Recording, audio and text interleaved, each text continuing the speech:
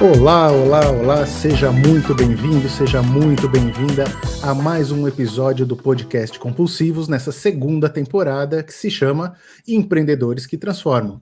Eu sou Luiz Felipe Pátio, sou o CEO dos Empreendedores Compulsivos e aquela companhia maravilhosa de sempre, porque eu gosto e porque eu faço questão, porque senão esse podcast não iria ter a mínima graça. Dissimulado! Alessandro Saad, fundador dos Empreendedores Compulsivos. Tudo bem, Ale? Tudo bem, Luiz. Como é que você está, querido? Tudo bem.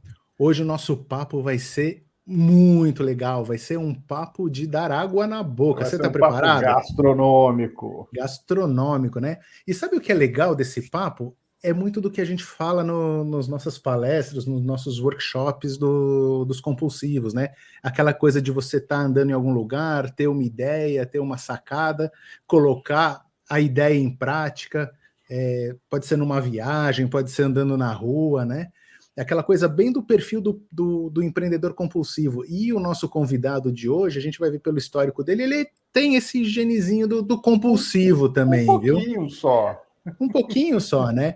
Ele vai falar um pouco desse empreendimento novo dele, numa viagem que ele identificou e resolveu colocar em prática. Deixa eu colocar ele dentro da sala aqui.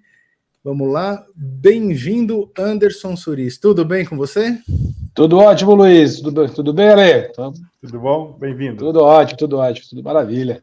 Maravilha. Deixa eu apresentar aqui o Anderson rapidinho. Ele é graduado em administração de empresas, tem MBA em gestão empresarial e pós-MBA em negociação pela FGV. Foi executivo de tecnologia do Banco Sicredi até 2009, ou seja, estava lá no CLT, né, como a grande maioria dos empreendedores. Graças a Deus fui demitido, né? Graças a Deus fui demitido, daí senão não tinha empreendido. Isso aí. Em 2010 migrou para empreender para o segmento de franchising, onde atua há mais de 11 anos. Ele foi franqueado e master franqueado da rede de cursos profissionalizantes Prepara Cursos e sócio da franqueadora da chocolateria e cafeteria Lugano de Gramado. Putz, essa é boa, hein? Essa aí já era boa, agora o que ele tá é muito melhor, né? Atualmente ele se dedica exclusivamente a The Waffle King, a primeira rede de fast food de waffle na América Latina, que passou por um processo de construção com a realização de 5 viagens internacionais para pesquisas de mercado, cursos e avaliações de rede. Caramba, Anderson, compulsivo mesmo, hein? Que legal, legal. Como é que foi isso aí, né? Você estava no mundo CLT, confortávelzão, 13,33 salários, mais bônus, etc, etc. Como é que foi essa migração do segmento de TI para entrar nesse universo de franquias? Como é que aconteceu isso? Isso, Luiz, ocorreu lá em 2009, né? Eu era executivo, né? A função do executivo é uma questão que tem o jogo das cadeiras, né? Daqui a pouco você está acima, daqui a pouco você está abaixo, daqui a pouco você dança, né? E hoje eu penso, né? Depois de 10, 11 anos passados, né? Eu disse, graças a Deus que eu fui demitido, né? Porque a demissão lá fez com que o dia que eu saísse da empresa eu olhasse e disse, nunca mais eu vou trabalhar para os outros, eu vou ter o meu próprio negócio, né? E era gestor de tecnologia, hoje eu não sei nem arrumar meu celular mais, né? Hoje eu não sei nada mais, já me perco totalmente já, né? Graças a Deus a gente tem equipe para poder nos salvar, né? Aquela coisa da família, do pai, do tio, falou, você pode dar uma olhadinha no meu computador aqui? Não rola mais, né? Não tem como. E aí, graças a Deus, eu saí e fui estudar muito, né? Eu acho que tudo que eu faço hoje, né, vem decorrente desde 2009 já. Eu fui estudar muito franchise, desde aquela época eu fui estudar franchise demais, assim, eu falei com muitas franqueadoras do Brasil inteiro, visitei feiras de franquia, conversei com pessoas de vários segmentos diferentes, né, até efetivamente eu começar a ter um negócio, né, efetivamente eu entrar dentro de uma franquia, e o que foi o meu diferencial naquela época, né, como eu estudei muito, eu sabia o que as pessoas estavam buscando antes de entrar no negócio, né, e aí, como eu estava nessa fase, né, o que aconteceu? Eu comprei um modelo de negócio que uma das minhas atividades era efetivamente vender franquias, né? Era comercializar franquias. E com isso, quando eu chegava para alguém comprar uma franquia, eu já sabia tudo que a pessoa podia imaginar, que ela poderia perguntar, eu já sabia. Perfeito. E aí, com isso, eu consegui ganhar uma vantagem competitiva, né, bastante significativa, né? Então, isso para mim foi muito legal, lá desde 2010, né, entrando no segmento, mas desde 2009 estudando já isso, né? Ou seja, quebrar as objeções ficou sendo a sua Fácil. maior arma. Fácil. O que acaba acontecendo, né? Eu fiquei durante 9 meses estudando, né? Em geral, quando a gente vai se abrir um negócio, as pessoas não têm esse tempo todo, né? A pessoa está trabalhando, daí vai e dá um jeitinho num horário que sobra no final de semana, de noite. E eu, graças a Deus, naquele período, eu como estava desempregado, né? Tinha uma remuneração, tinha uma reserva financeira, eu me dei o luxo, né, de ficar 9 meses estudando negócios, né? E isso fez toda a diferença, porque o meu estudo era das 3 da madrugada, das 3 da manhã até a meia-noite, né? Quase todos os dias, né? E isso fez uma grande diferença, né? A minha esposa estava grávida nesse período, inclusive, né? E a minha mãe e a minha sogra queriam me matar, né? Porque, pô, como é que fica desempregado com o primeiro filho, né? E eu, pô, tinha certeza que eu queria empreender e não estava a fim de voltar para o mercado, não, né? Ô Anderson, só uma dúvida aqui. Das 3 das madrugadas às 3 da manhã, esse é o tanto só que você dorme mesmo? Da meia-noite às 3. Hoje eu já me dou o luxo de dormir 5 horas, 5 horas e meia, já, hoje já evoluí isso. Que é isso, meu amigo? É Não, compulsivo mesmo. eu acordo cedo sempre, eu gosto de acordar cedo, acho que faz uma diferença grande e produzo o dia inteiro, né? Isso é bom demais, né? Para empreender não adianta, não tem horário para empreender, né? Você fica achando que vai ter o seu horário, né? Quando você sai de CLT e vai para dentro do ser empreendedor, você acha que vai ter um horário, não vai ter mais horário, acabou o horário, né? Acabou. Você tem, 24/7. É verdade, é que nem computador, não para mais, né? Essa é a maior lição do cara que, desculpa, Lê, o cara que começa a empreender, né? O cara quando sai da CLT e começa a empreender, e a gente vê isso muito nos nossos mentorados, o primeiro paradigma que o cara tem que quebrar é que ele não tem mais o sobrenome empresa, né? Então ele não tem mais assistente, não tem mais secretária, não tem quem lança a nota fiscal, quem conserta o computador. Ele é uma empresa de um homem só no começo, né? É verdade, é verdade. Não tem para onde correr, né? Você que tem que ir atrás de tudo, não tem opção, né? Como é que eles falam? Eu presa. Eu presa. Você SA, né? Agora, você SA. Você estava falando assim, pô, que você teve tempo para montar, para escolher, para montar um negócio, para pensar e tal. Você já sabia o que você queria quando você começou a pesquisar? Queria ouvir um pouquinho de você, assim, ó, tipo assim, pô, me mandaram embora, não quero mais brincar de CLT, vou montar um negócio. Você já sabia o que você queria ou à medida que você foi estudando, você foi vendo? Conta um pouquinho para a gente desse processo, por favor. Lá em 2010, né, 2009, eu não sabia. Eu sabia que eu queria empreender. Aí eu fui estudar vários negócios. Eu tenho até hoje ainda 12 planos de negócios que eu fiz com vários segmentos diferentes. Eu não tinha noção. Precisava ganhar dinheiro, precisava sustentar a família, né? E precisava arrumar uma fonte de receita. E eu não sabia o que empreender naquela época. E eu fui procurar todos os negócios. Falei com gente na China, na Europa, se importa, se cria negócio novo, se copia negócio de alguém. E, puta, tava vindo 1 milhão de opções, né? E tenho até hoje ainda 12 planos de negócio daquela época, né? Se tudo e aí errado, foi quando você vende plano de negócio, né? Isso, tem pronto. Vou botar na internet, né? Deixar os links já disponíveis. E com isso, o que eu fiz, né? Daí eu acabei estudando, entrando para o franchise, estudando muito franchise. Naquela época eu disse, pô, eu quero abrir uma franqueadora. Já era uma pretensão minha. E graças a Deus eu não abri, porque eu não tinha conhecimento suficiente para aquele momento, né? Se eu tivesse aberto, provavelmente eu teria quebrado, né? E eu acabei entrando para dentro de uma rede naquele momento. E com isso, pô, me esforcei um monte, né, para fazer expansão desse modelo de negócio, aprender sobre ele bastante, né? E ali eu consegui vivenciar bons 8 anos que eu fiquei dentro desse modelo de negócio, né? E consegui, vamos dizer, crescer bastante pessoalmente, profissionalmente, principalmente, né?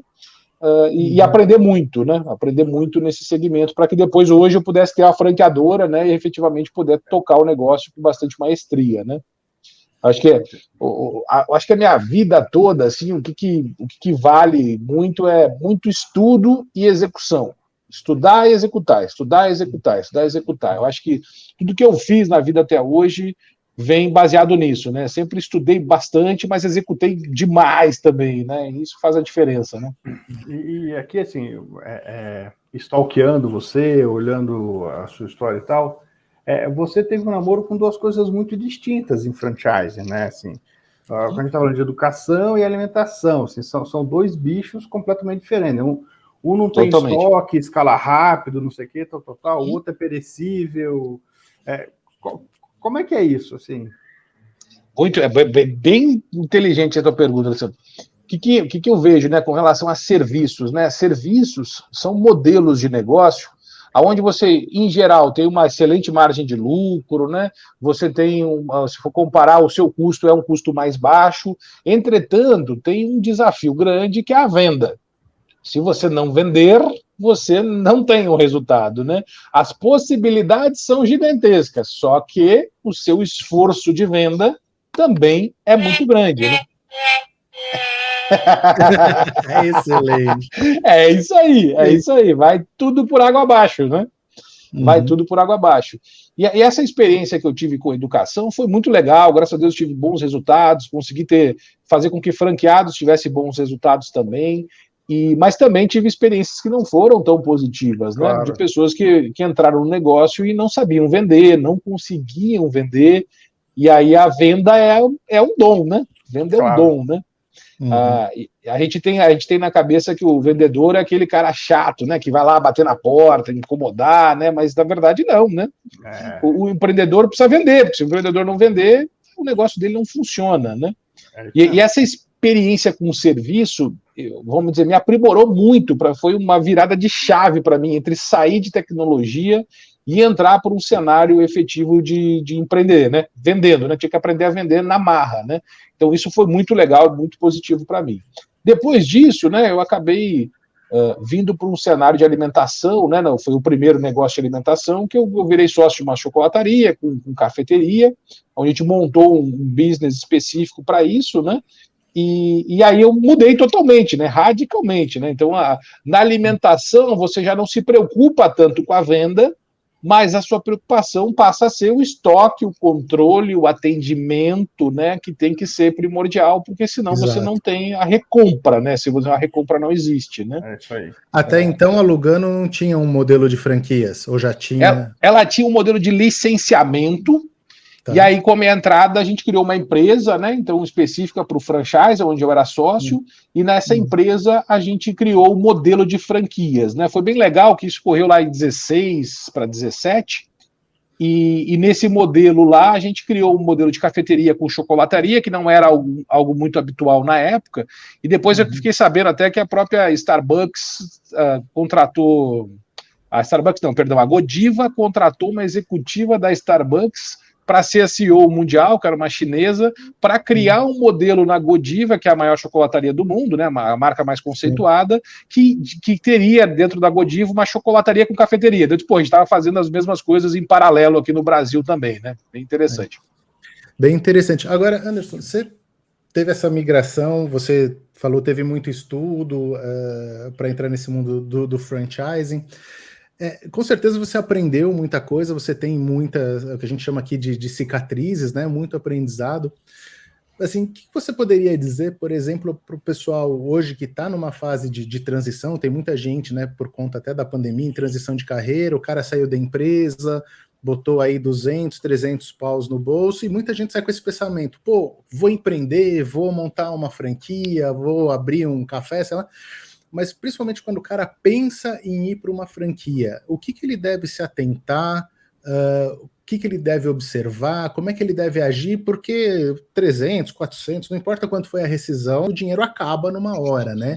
Então, nesse aprendizado que você teve, e até como você também vendia franquias, o que é importante observar para essa pessoa que quer começar a empreender? O que ele deve pensar antes de sair colocando os pés pelas mãos?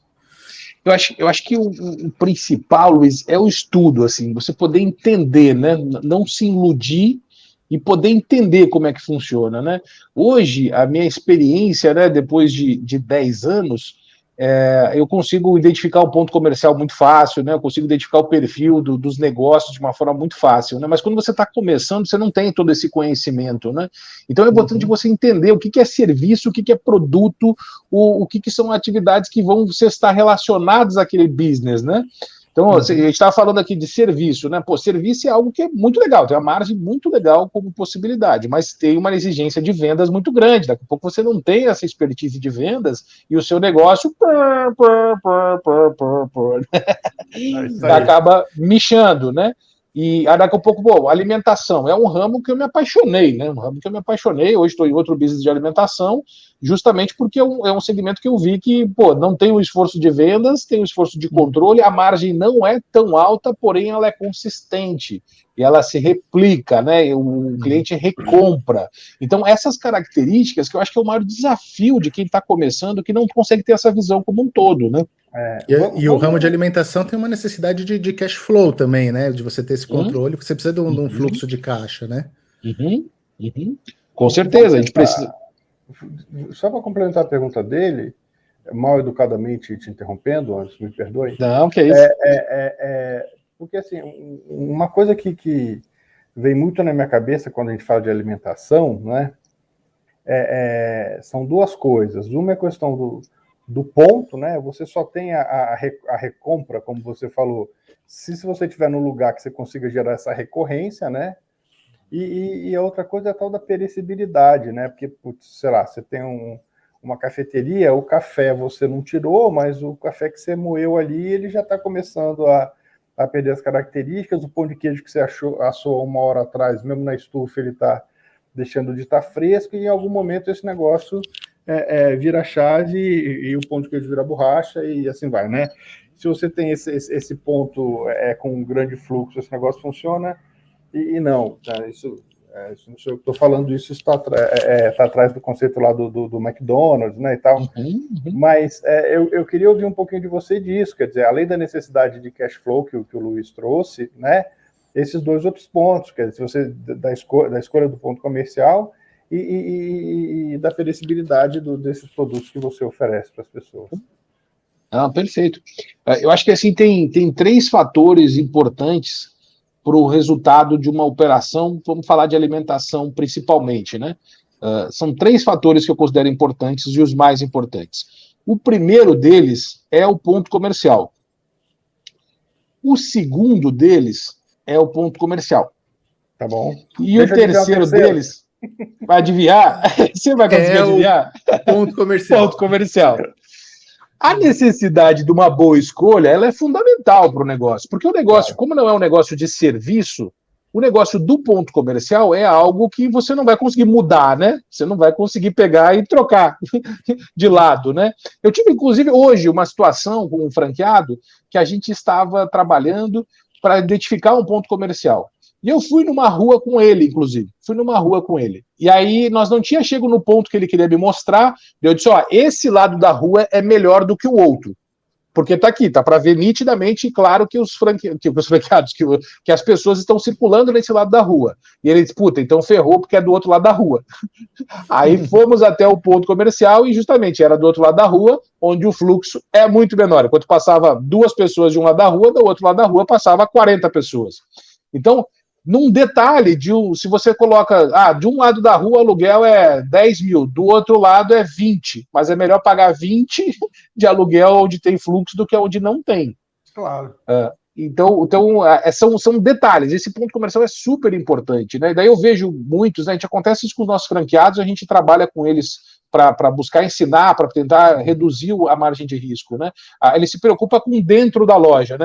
Tá aqui, filmagem com dentro da loja. Dentro da loja é um detalhe, se a gente tiver que gastar mais 10, 20, 30, 50 mil para reformar, beleza. Agora, se você investir e o ponto for errado, não tem como voltar atrás, entendeu? Aí o custo de trocar é muito grande, né? Claro. O que acontece com a alimentação? Né? A alimentação é o que a gente estava comentando, né? Eu acho que depois do ponto comercial definido, a gente tem o trabalho de gestão, é controle, é um trabalho de controle.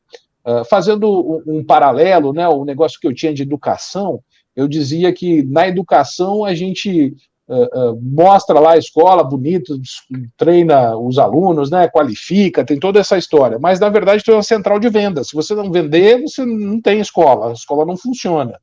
E agora, quando a gente está falando de alimentação, ela é legal, produto bacana, tudo, mas é controle é a gestão de estoque que você tem que ter ciência sobre isso. Se você não tiver esse controle, a coisa não flui, não adianta, né?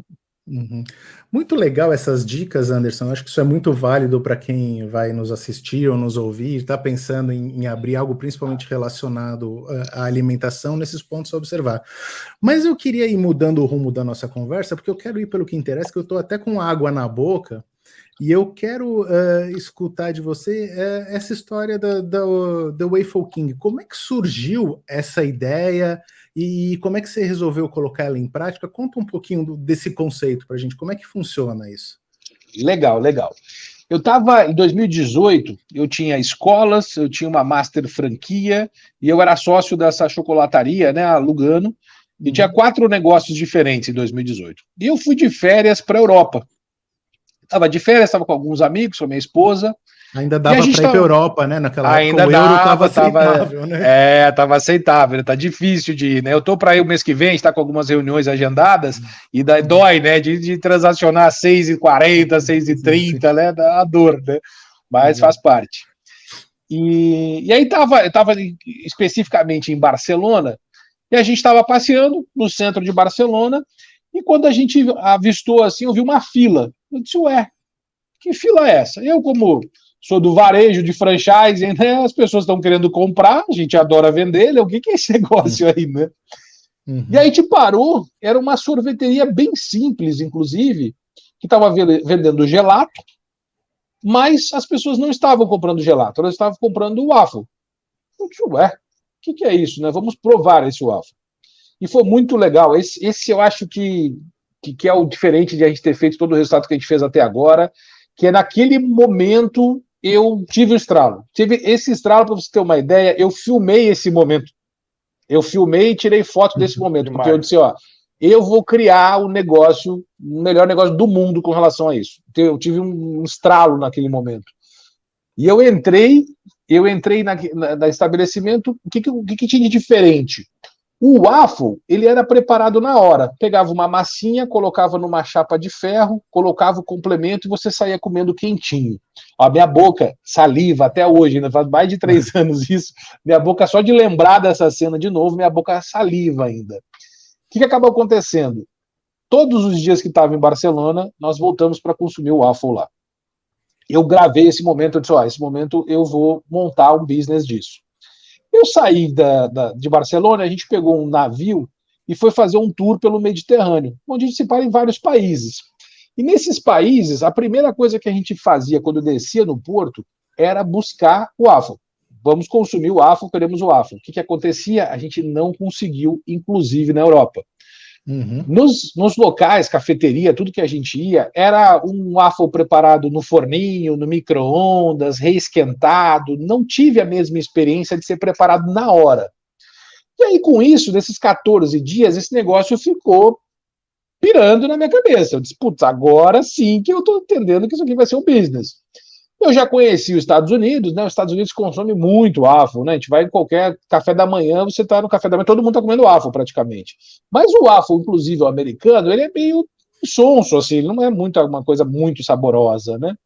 E no Brasil, como a gente sabe, não existe o waffle praticamente, né? Existe na padaria, no mercado, aquele negócio murcho, borrachudo, meio esquisito, que não dá nem vontade de comer, né? Primo da panqueca, né? Primo da panqueca, com alguns fazendo, inclusive, com o mesmo molinho da panqueca, coloca numa waffleira e faz, né? Que não massa tem de pão nada, de queijo, né? Não tem nada a ver com waffle de verdade, não tem nada a ver. Uhum. E aí, entendendo sobre isso, voltei para o Brasil, pirei, eu disse, eu quero isso. Vendi os meus 4 negócios em um mês, me desfiz dos 4 negócios, saí das 4 sociedades que eu tinha, dos 4 negócios que eu tinha envolvimento, e foquei exclusivamente no negócio, exclusivamente, né? Então, o nascedor foi disso, né? Foi de uma viagem que estava lá passeando do nada, vi uma fila e disse, opa, o que é isso, né? Foi muito legal. Você é um cara muito focado e corajoso, né? Porque você vende o certo, você tinha lá 4 negócios que, pelo que eu entendo, estavam indo bem, e resolve focar no, teoricamente, incerto, né?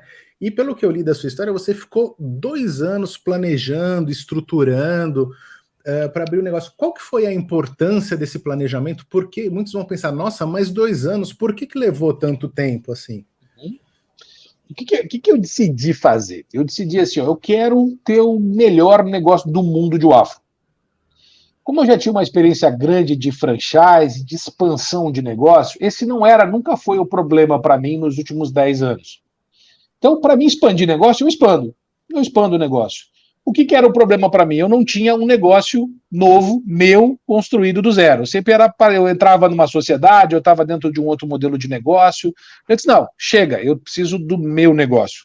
Se para mim, se na grande maioria das pessoas, dos empreendedores, a dificuldade é justamente fazer expansão, para mim nunca foi, né? Depois que eu comecei a empreender, a minha cabeça funciona muito rápido para expansão. Então eu disse, eu preciso parar e agora desenvolver o meu modelo de negócio. O que eu parei e fiz? Eu disse, eu vou pegar tudo de problemas, né? Todas as dores que a gente teve, né? Dificuldades, alguns, né? Dificuldade de vender. Outros, se a gente for pegar o segmento de chocolate, é um excelente segmento, né? Mas é um segmento que a margem é muito pequena. Você acaba apertando muito quem está na ponta, né? E quem está na ponta tem uma margem muito pequena de resultado.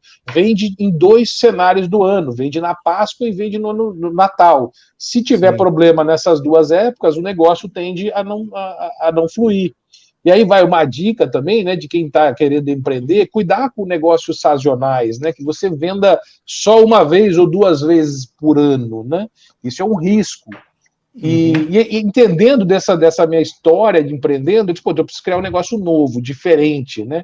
E aí eu investi muito tempo e recurso financeiro, né?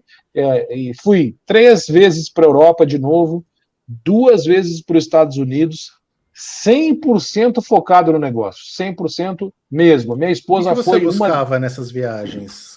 Que era a melhor receita? Era equipamentos? Era ingredientes? Qual que era o foco? Na Europa, o foco foi equipamentos, receitas, ingredientes. Por exemplo, a gente importa um açúcar da Europa que vai num dos waffles nossos, que é um açúcar de beterraba, que ele carameliza na massa, que faz com que a massa fique crocante e macia por dentro. É algo único, praticamente não existe no Brasil isso. E eu fui conhecer empresas que fabricam açúcar na Europa há 170 anos. Então eu fui na fonte da fonte de todos os elementos que fazem parte do waffle. Né? Eu não fui pegar uma receita na internet, né, e dizer agora eu sei fazer o waffle. Eu disse, a primeira coisa eu preciso meter a mão na massa. Inclusive, hoje, para os nossos franqueados, um dos primeiros treinamentos que eles passam com a gente é meter a mão na massa. A gente fala, é a mão na massa, porque é aprender a fazer o waffle. Foi o que eu fiz.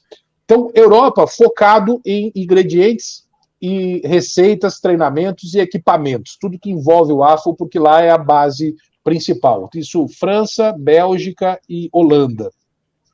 E Estados Unidos, o foco foi conhecer fast foods, né? Conhecer com um foco de empreendedor, né? Analisar fast food, fluxo de atendimento, balcão, como é que se recepciona, como é que entrega, como é que é o tempo, né? Qual o tempo de atendimento. Então, os Estados Unidos focam 100% nisso. Processo e modelo de negócio. Processo e modelo de negócio. Então, o que eu fui fazendo? Né? Complementando tanto o aprendizado de Europa quanto dos Estados Unidos, entendendo o que tinha no Brasil. Né? Então, foi um trabalho que eu fiz bastante minucioso. Né? Aí eu precisava definir a marca. Né? Eu disse, eu preciso de um conceito que eu quero que seja passível de instalar em qualquer lugar do mundo. Então, eu preciso contratar algum escritório que tenha essa visibilidade também. Aí eu contratei um escritório de Verona, na Itália, que é um escritório que já fez projetos para os Estados Unidos, vários para a Europa e alguns para o Brasil também.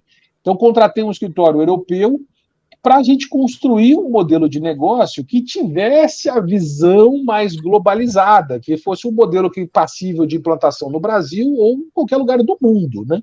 Então, o negócio foi... Eu sou de 1,90 m, né? Pesadinho, grande. Eu disse, eu faço negócio para ser grande, não tinha como fazer um negócio para ser pequeno, né? Então, as pretensões desde o início foram essas. Como objetivo, tinha alguns amigos meus que diziam, né, por me conhecer, né, que sou um cara extremamente enérgico e gosto de executar as coisas, alguns amigos meus falavam, cara, vai lá, tu não sabe se esse negócio vai funcionar, bota de qualquer jeito, testa essa porra, né, falou um palavrão aqui, né, testa testa esse negócio e tu não sabe se esse negócio vai funcionar, tu é louco de ficar gastando tanto dinheiro, tempo, viagem, estudo, né? E eu agência aí, né? Agência na Europa, coisa chique, né? Então, mas tudo. tem um conceito por trás, né? Realmente é a estruturação do negócio, né? E aí eu pegava para esses meus amigos e eu disse, ó, não vou testar de qualquer jeito, eu só vou botar em operação quando tiver tudo redondo. Eu acho que esse foi o diferencial que a gente vê muito empreendedor no Brasil, né? Eu brinco, né? O pessoal se reúne, né, no nosso bate-papo aqui, daqui a pouco a gente faz um churrasco, decide ter um negócio, na segunda aluga a sala, na terça pinta as paredes, na quarta compra o mobiliário, na quinta abre o negócio. E na outra semana fecha porque quebrou. Então, isso acaba acontecendo. A mesma velocidade que você abre, você fecha também, né? Então, isso acaba acontecendo muito no Brasil, né? E eu não. Dentro de síndrome do eu também. O cara não planeja, viu? Putz, olha esse negócio de waffle é legal, hein? Pô, beleza. Então é um balcão, uma panela, e o cara monta e 6 meses depois tá vendendo a casa que ele mora para verdade, para pagar as contas. Para pagar as contas e não entende porque o outro efetivamente se desenvolveu, né? E às vezes, né, a gente até chegou a fazer um estudo sobre isso, né? A gente começou com videolocadora, né? Você deve ser um pouco mais novo que eu, mas você não é tão novinho também, né? Que as pessoas tiravam o carro da garagem para montar uma videolocadora ali sem nenhum tipo de planejamento, né?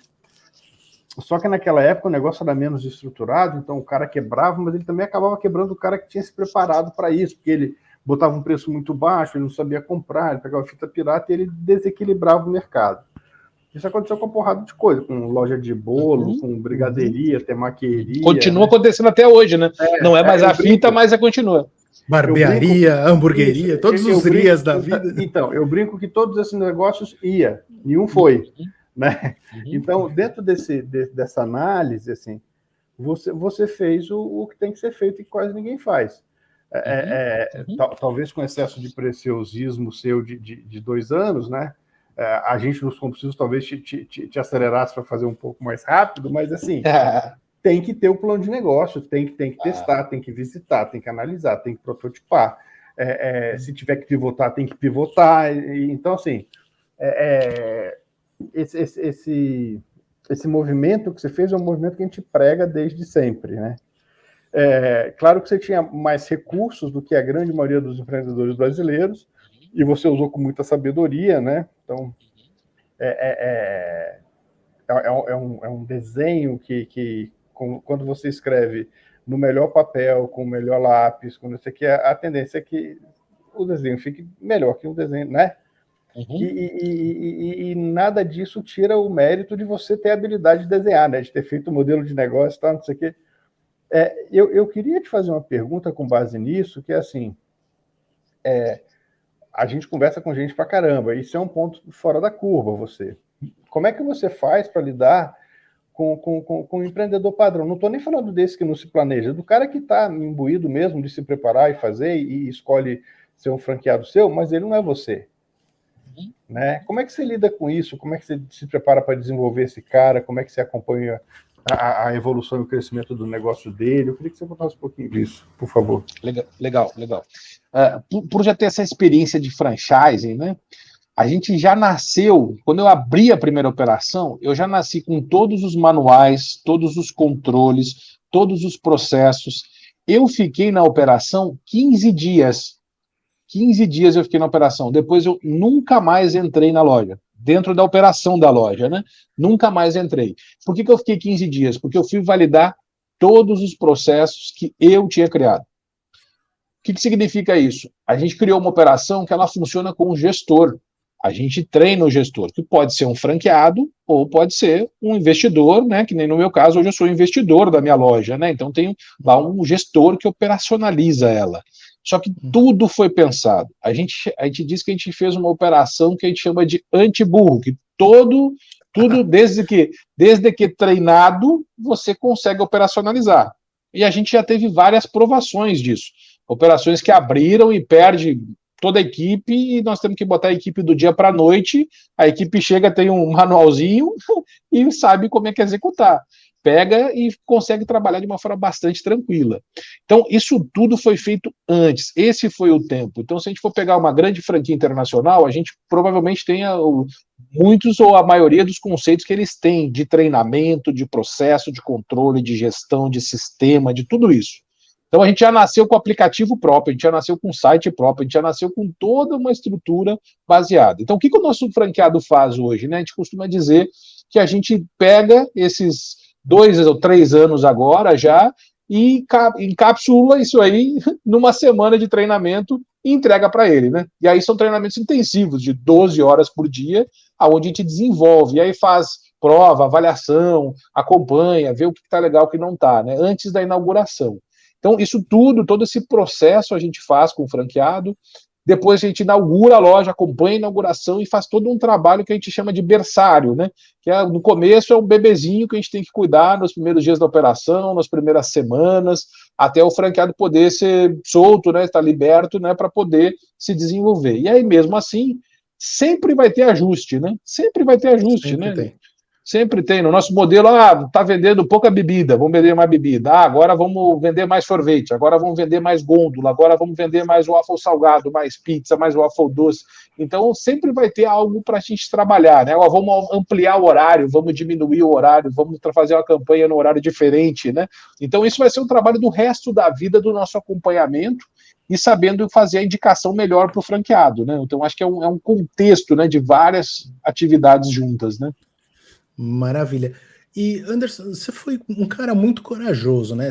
A gente, não só por iniciar um novo negócio, mas o quando também iniciar é muito importante, né? E você acabou começando a The Waffle King bem durante a pandemia, né? Muitos empreendedores, infelizmente, sentiram dificuldades, uns conseguiram dar a volta por cima, outros infelizmente não sobreviveram, tiveram que fechar os negócios, e você totalmente na contramão desse movimento inaugura um negócio do zero, um conceito novo, um produto novo no Brasil. Louco, né? Só pode ser. Isso que eu ia falar, louco, né? Seus amigos devem ter achado você louco, perdeu a noção, no meio da pandemia, assim. Como é que foi para você, assim, você peitou e falou assim, não, agora eu vou abrir...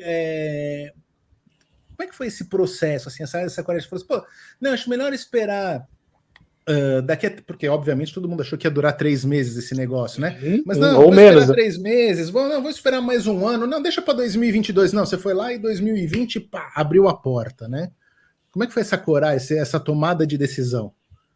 Eu fiz uma coisa, Luiz, que a maioria dos meus amigos não sabia o que eu fazia nos 2 anos de estudo. Ninguém sabia o que eu fazia. Eu tinha 25 pessoas que chegou a trabalhar comigo durante o desenvolvimento do modelo de negócio, que eu assinei termo de NDA com eles, de confidencialidade, ninguém podia falar nada. Então, eu viajava para o exterior, o pessoal dizendo, porra, ficou rico, só quer viajar, e aí eu ficava provocando, tá vindo coisa boa. Tá bombeiro, tá trazendo bomba para vender. E o pessoal ficava enlouquecido que eu não dizia o que era. Eu disse, tá vindo coisa boa. Eu fiquei 2 anos assim. Eu não sou uma pessoa tão curiosa, né? Eu sou empreendedor executor, né? Mas eu não tinha noção da curiosidade das pessoas. Quando eu lancei o negócio, as pessoas não aguentavam mais esperar. Eu estava louco para saber o que era. Então, o pessoal veio muito, né? Durante a fase de desenvolvimento, eu abri uma indústria para fabricação de equipamentos exclusivos, uma indústria para fabricação de insumos exclusivos. Então, o franqueado compra os nossos equipamentos, compra os nossos insumos, eles são feitos a seco, a gente transaciona para levar para qualquer lugar do Brasil ou do mundo, né? Então, foi feito um trabalho muito árduo antes. Eu tinha certeza do sucesso desse negócio. Ele entrou, eu tinha certeza absoluta, né? Não é uma certeza de um empreendedor maluco que diz, não, agora eu tenho a ideia e amanhã ela vai dar certo. Não, é a certeza de ter feito um trabalho muito consistente de forma que a gente pudesse ser sólido no momento da abertura. Então, a gente já nasceu, o negócio já nasceu com takeaway, com to-go, com teleentrega, com aplicativo próprio, com o formato de a gente não precisar ter todas as embalagens descartáveis, a gente não tem embalagem, não tem garçom na loja. Então, todos os conceitos que a pandemia fez com que os restaurantes tivessem que se transformar, nós já nascemos assim. Então, nós já nascemos. Então, no caos, a gente abriu em Gramado, né, em junho de 2020, no meio do caos, a gente abriu, não podia nem entrar as pessoas lá dentro, e tinha 2 restaurantes abertos alguns períodos em Gramado, o McDonald's e a The Waffle King. Alguns períodos ficaram assim, algumas semanas. E eu, E muito tinha feliz... público? Tinha porque tanto os da cidade e algum outro turista que acabava indo, né? E sem informação e não sabia que estava fechado. E o que era mais legal ainda, que me deixou muito feliz, né? Que a gente nasceu para ser um fast food, né? Nesses dias, muitas vezes o McDonald's estava vazio e a The Waffle King cheia. Com fila na porta, né? Então, pô, no começo, isso lá no começo, né? Então, o que eu diria assim, no meio de uma pandemia, eu tinha tanta certeza de tudo que eu tinha feito, efetivamente estudado a fundo, com todos os processos e controles, que eu tinha certeza que ia funcionar, né? E graças a Deus foi um sucesso, né? Legal. A primeira loja foi em Gramado, então. Foi em Gramado. E depois, a segunda loja veio quanto tempo depois? A gente ficou até junho, julho, agosto e setembro estudando o modelo de expansão. A primeira loja em Gramado, a gente teve um investimento relativamente alto para uma loja, né, em torno de R$1 milhão, aonde a gente teve lá, fizemos toda uma reforma, quebramos tudo lá na loja, reformamos tudo, fizemos todo um modelo aberto, as pessoas conseguem visualizar, então tivemos um investimento bastante significativo com relação a esse primeiro ponto. E aí, o que a gente fez durante 3 meses? Ficamos estudando alternativas de ter esse negócio de alternativas com investimento um pouco menores, né? E aí, no final de setembro, a gente conseguiu acertar o modelo e fizemos uma primeira operação de delivery, que foi na cidade de Esteio, inclusive, e aí dali a gente começou a vender franquias, efetivamente, e viemos numa crescente aí, vendendo franquia todos os meses, né? Daí criamos um modelo que a gente chamou de to go, que a gente pode fazer ela uma operação um pouco menor ou um pouco maior, de acordo com o ponto comercial, de acordo com a região, pode ter espaço de mesas, pode não ter espaço de mesas, pode ser só take away. Então a gente fez alguns ajustes nos primeiros meses com relação ao modelo para expandir, e depois foi extremamente assertivo, né? Depois a gente começou a vender uma quantidade de franquia significativa, né? E, hoje... Vai lá, Luiz. Assim, tem um negócio que me incomoda aqui, assim, que eu não sei se te incomodou, né? Porque, ok, você fez todo o plano, você estudou pra caramba, acordou cedo, dormiu tarde e tal. Ok, só que você tinha 0 referência para entender o consumo de waffle no Brasil. Pô, será que os caras vão se apropriar disso como sendo um negócio sazonal e vão consumir só em tal lugar? Será que eles vão achar que isso só pode ser consumido num determinado horário ou só no final de semana? Quer dizer, o consumidor é um bicho muito estranho, né? Depois que ele define na cabeça dele que aquilo é daquele jeito, para você tirar dá um trabalho desgraçado, custa um dinheirão, né? Como é que você lidou com isso? Ou o que você fez para tentar construir a imagem ou o posicionamento que levasse as pessoas a consumirem no momento e na forma que vocês gostariam? A gente vai ter o prazer, se Deus quiser, daqui nos próximos dias, Alessandro, de a gente poder consumir, eu ver você consumindo o nosso waffle pela primeira vez. Eu digo que o negócio está baseado, boa parte dele, na sobrancelha dos clientes. Porque quando você consome a primeira vez, todo mundo se surpreende, a sobrancelha levanta, assim, porque você está esperando, tem uma memória gustativa de algo esquisito com relação ao waffle, né? E quando você consome um waffle que, pô, é crocante, ele é diferente, tem um sabor diferente, você se surpreende.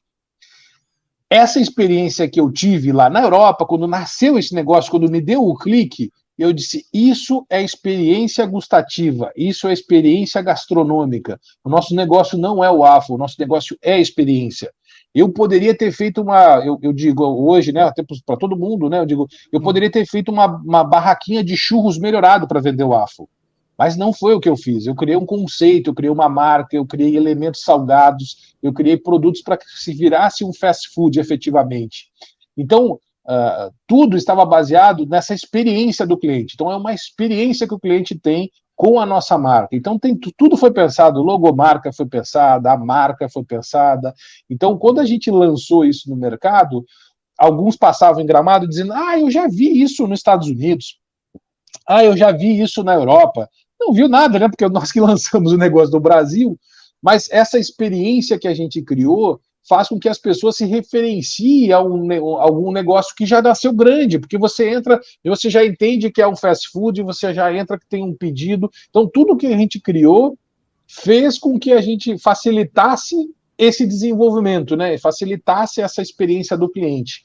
E aí, o que a gente precisava? Né? Eu precisava de um tempo para ver se realmente aquela minha experiência aconteceria efetivamente, né? E aí foi que isso começou a se replicar com os clientes, a gente começou a vender as primeiras franquias, depois implantar as primeiras franquias. Eu lembro quando a gente abriu a primeira fora do Rio Grande do Sul, que foi em Balneário Camboriú, eu sentei na loja e fui acompanhar os primeiros pedidos, né? E aí chegou um casal, o casal sentou, comeu o waffle quietinho, não falou nada. E aí, no final deles consumir, eu perguntei, né? Eu disse, o que vocês acharam? Maravilhoso! A gente nunca comeu nada igual. Eu disse, feito, não é só Rio Grande do Sul, é fora do estado, é essa experiência que é provocada no cliente, né? Então, essa experiência, quem tá nos ouvindo pelo Spotify, pelo iTunes, não vai conseguir ver, mas aí pode acessar, né, o Instagram do The Waffle King Brasil. Mas eu coloquei aqui na tela, assim, o que você acha, Lê? Assim, apetitoso está, né? Então, acho que o cara que fez isso tinha que ser preso. Só vou descrever, ó. Eu vou descrever aqui, ó. Faz aquela audiodescrição da imagem. Audiodescrição, né? É um waffle crocante por fora e cremoso por dentro, que ele tem morango cortadinho em cima dele, sobre ele uma calda de chocolate que tem uma cara de Nutella desgraçada, em cima dele um sorvete cremoso do tipo italiano, e sobre ele tem lascas de alguma coisa que pode ser... Parecem amêndoas, é isso, André? Ou do próprio waffle sequinho, biscoitinho. Foi uma excelente descrição, complementando ela, né? Esse chocolate é um chocolate puro, sem gordura nenhuma, né? E a gente faz ele engramado, tem todo um cuidado com ele. Essa lasca que tem em cima ali é de um stop waffle, que é um biscoito holandês que vai em cima dele. Nesse waffle tem um açúcar que a gente importa da Europa, um açúcar de beterraba, então tem todo um contexto, né, em volta dele ali. E não é só o elemento doce, né? Eu acho que esse é o principal do nosso negócio também, é o nosso reforço de marca com relação a elementos salgados. A gente tem um waffle salgados, a gente tem pizza dentro do nosso modelo, que é um casamento entre, que eu digo, de Nova York, né, o estilo nova-iorquino de consumo com a mão, junto com Itália, né, que a gente também desenvolveu boa parte do logomarca e marca na Itália, né? Então é um contexto geral, né? Até uma observação aqui, né? A nossa logomarca, né? A nossa logomarca, ela tem todo um contexto. A gente estudou arquétipos, a gente estudou como as pessoas se sentem, a gente colocou elementos de coração dentro do nosso leão. Esse leão está vinculado ao rei da selva, né? Mas também está vinculado aos reis da Bélgica, que foram que inventaram o waffle de Liège, esse que a gente estava comentando sobre ele agora, né? Então, tudo tem uma ligação, né? A gente tem um personagem que é o Léo. Léo, em menção a Leopoldo, que são a maior dinastia belga, que teve Leopoldo I, II e III. Então, nada da The Waffle King é por acaso. Eu sempre me perguntava, né, até depois de empreender, eu disse, porra, será que essas logomarcas, o cara cria a logomarca, desenha e depois inventa a história? Ou a história é construída? E agora eu tenho certeza, porque a nossa a gente construiu, todos os elementos foram construídos, levou mais de um ano para a gente conseguir desenvolver e chegar na versão final, né? Maravilhoso. E hoje, sim, né? Hoje vocês estão com quantas lojas abertas? Qual o horizonte de lojas que vocês vão abrir nos próximos meses, né? Números que você possa compartilhar para a gente ter uma ideia da escala desse negócio hoje. A gente está completando um ano que a gente começou a comercializar franquias efetivamente. Nós fechamos ontem com 90 franquias comercializadas. Show. Neste ano de 2021, a gente começou o ano com só operação de Gramado, né? E aí as outras já em fase de implantação. Hoje nós estamos com 21 lojas implantadas em funcionamento, e a nossa meta aqui é até o final do ano nós termos 50 operações rodando, né? No final de 2021 ainda, né? Brasil. Isso nível Brasil. Então, nós estamos com 90 comercializadas, a nossa meta era 100 nesse ano, mas nós vamos ultrapassar ela bastante ainda, né, até o final do ano, e implantadas, né, porque tem um tempo, né, o cara compra, e aí vai até implantar, leva de 3 a 6 meses para implantar. E alguns franqueados, inclusive, compram mais do que uma franquia também. Alguns franqueados abriram a franquia, já compraram a segunda franquia, né, então tem um tempo para se fazer essa abertura, né, então esses são os nossos números atuais, né. Eu poderia te perguntar, se eu quisesse abrir uma franquia, o investimento inicial em que faixa, ou eu devo ligar e mandar um e-mail para ti eu te conto. A gente tem assim. Ninguém vai ouvir, tá? Isso, ninguém vai ouvir. A gente tem assim, investimentos a partir de R$160 mil até R$1 milhão. Então depende tem opções do tamanho depende do tamanho e do cardápio. A gente criou uma flexibilidade que foi muito interessante, muito assertivo, que o nosso cardápio completo, ele inclui uma quantidade de equipamentos significativos.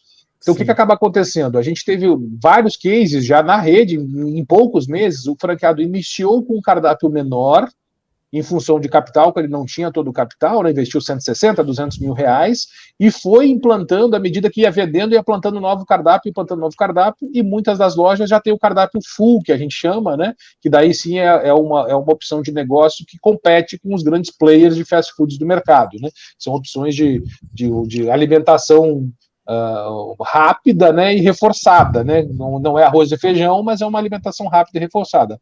Um waffle salgado nosso tem, eu digo, né, o nosso 4 queijos é um 4 queijos de verdade, né, vai gorgonzola, vai parmesão, a gente coloca provolone, mozzarella, são 4 queijos de verdade, é uma refeição realmente reforçada, né? Só para efeitos de água na boca dos nossos ouvintes, ele está falando isso.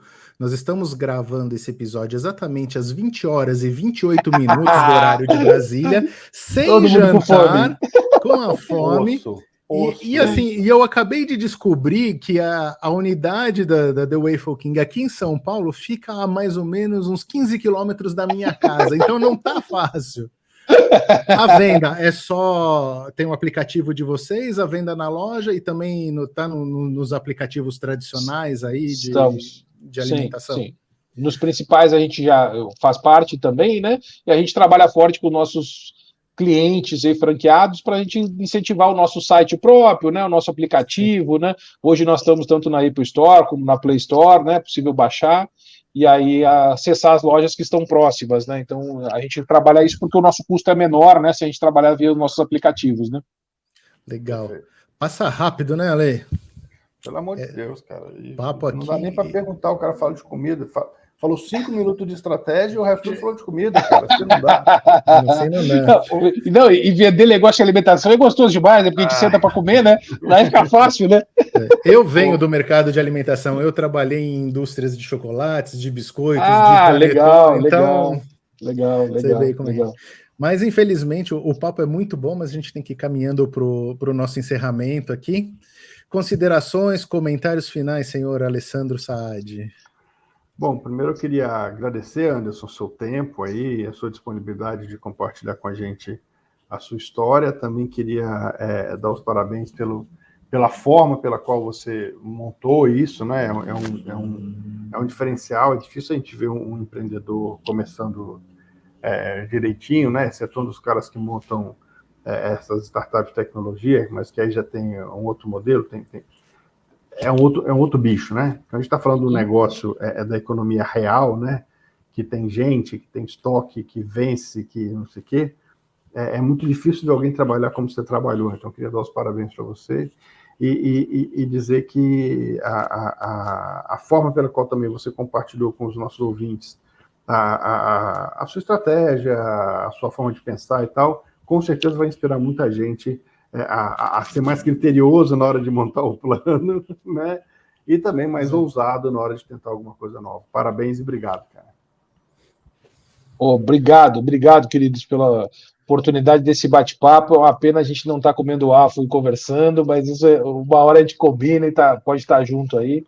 Espero que alguma palavras aí pode ter incentivado, vai ser de grande valia aí. Se a gente puder ajudar as pessoas, estamos aí.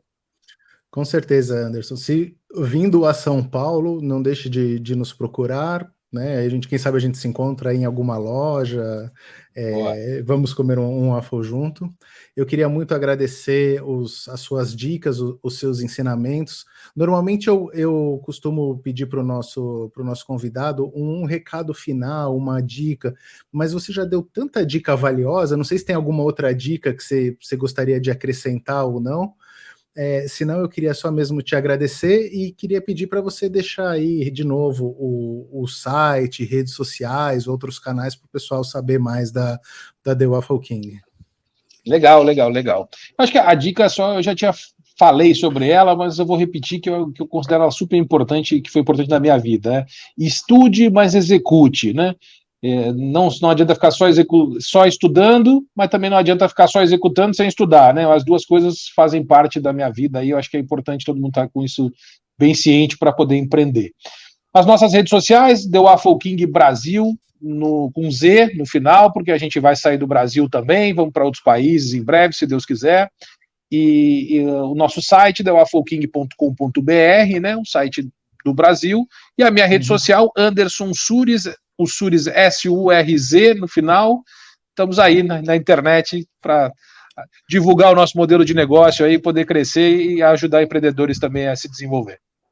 Maravilha. Obrigado, Anderson. Obrigado, Alessandro. E assim a gente encerra mais um episódio do podcast dos Empreendedores Compulsivos, nessa segunda temporada que se chama Empreendedores que Transformam. Muito obrigado mais uma vez por sua audiência. Não esqueça de deixar aí o like, as estrelinhas, compartilhar, curtir. Muito obrigado e até a próxima, pessoal. Tchau, tchau. Tchau, pessoal. Tchau.